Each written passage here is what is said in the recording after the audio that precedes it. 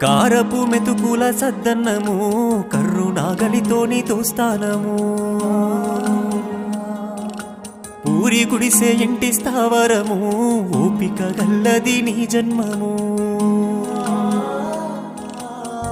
నాన్న చెబుతున్నా నీ కథగానము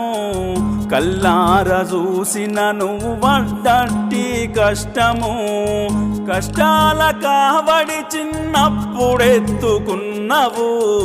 కన్నీటి నీళ్ళలో ఇప్పటికి ఆడుతున్నవు నీ రుణం ఎలా తీర్చుకుందుమే నాన్న నాన్న నువ్వు లేకుంటే నా పానం ఏడిదే